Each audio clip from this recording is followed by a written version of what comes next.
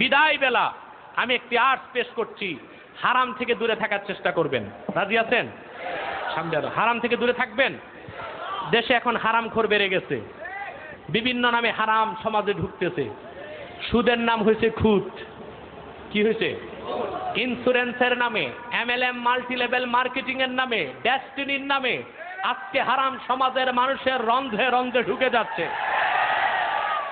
বড়ই আফসোস, গোটা দেশব্যাপী আলেমরা বলছেন হারাম খাবেন না, কিন্তু কি কি হারাম তা তো আর বলছেন না, ঠিক কিনা?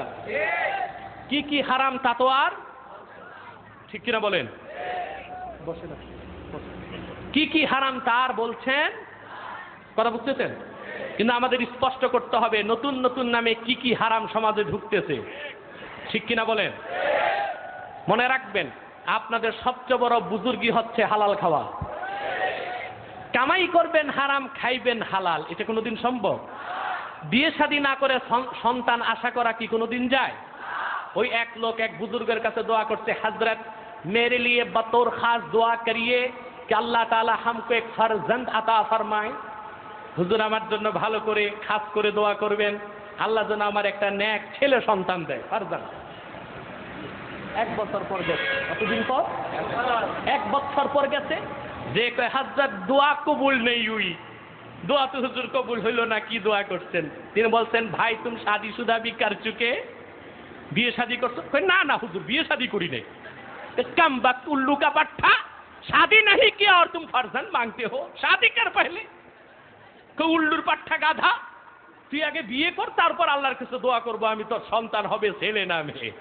বিয়ে না করে সন্তান চাওয়া যেই রকম বোকামি, তার চেয়েও বড় বোকামি হারাম কামাই করে হালাল খাইতে চাওয়া, ঠিক না বলে? মনে রাখবেন, সমস্ত হারামকে বর্জন করবেন। আজকে আমার উপর ফরজ হয়ে গেছে নাম ভেঙ্গে বলা, ডেস্টিনি থেকে দূরে থাকবেন।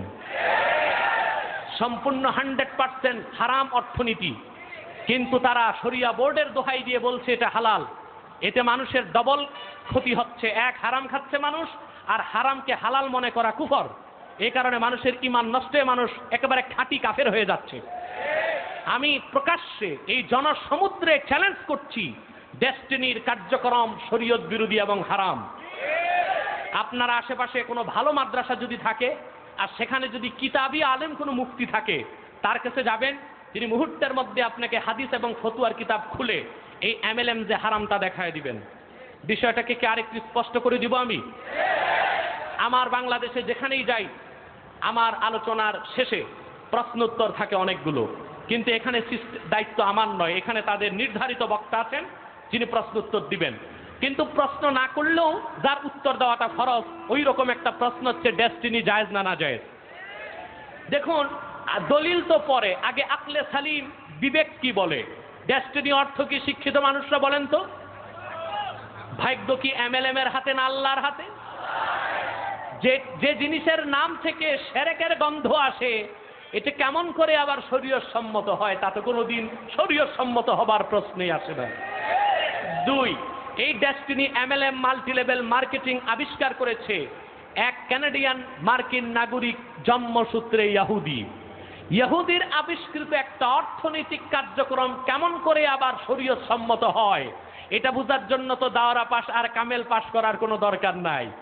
ইহুদির আবিষ্কৃত জিনিস পুরাটাই যে লেনদেনটা সুদ ভিত্তিক আর হারাম, তা বোঝার জন্য বেশি এলেম আর বিদ্যার দরকার নাই। তৃতীয়ত, কয়েকটা দলিল বলে দিচ্ছি। শরীয়তে শাইএ মাজহুল, অজানা, অদেখা ব্যবসা বাণিজ্য হারাম, যেটা বাইয়ে গরারের অন্তর্ভুক্ত, বাইয়ে ফাসেদ বা হারাম।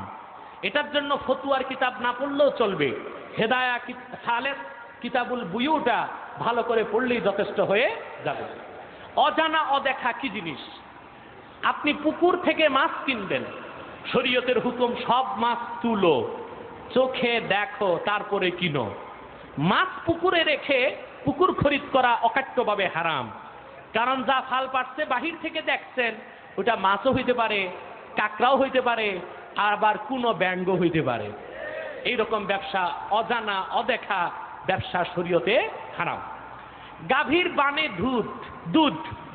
দুধ দহন না করে বানের মধ্যে রেখে দুধ ক্রয় বিক্রয় শরীয়তে হারাম, কারণ আপনি যে বান থেকে দেখে দুধ কিনলেন, এখনো দুধ বের হয় নাই, বানটা ফুলে আছে, দুধও থাকতে পারে, রক্তও থাকতে পারে, পুজো থাকতে পারে। এরকম বেচাকেনা শরীয়তে কি? ডেস্টিনির মধ্যে একটা ট্রি প্ল্যান্টেশন আছে, ঠিক কিনা? গাছ বৃক্ষ প্রকল্প আছে না? আপনি 10,000 টাকা দিবেন, বান্দরবনে 15টা গাছ পাইবেন 10 বছর পরে। কোথায় পাইবেন? কয় বছর পরে? আচ্ছা, আপনাকে আমি বললাম যে ভাই আপনি যে 15 গাছ কিনছেন, দেখছেন না? হুজুর গাছ তো দেখিনি, আসলে কথা তো ঠিক। তো যান ডেস্টিনির কাছে খবর নেন। তাদের কাছে গেছেন, তারা বললো যে ভাই গাছ তো এখন হ্যান্ড ওভার হবে না, এটা 15 বছর লাগবে। তো ভাই আমার গাছ আছে কই? কয় না, গাছ এখনো মাটির থেকে উঠে নেই, বীজ আছে, বীজ। আচ্ছা, তো বীজটা দেখান। না, বীজটা আমাদের কাছে নেই, এটা আছে মালয়েশিয়া। কোথায় আছে?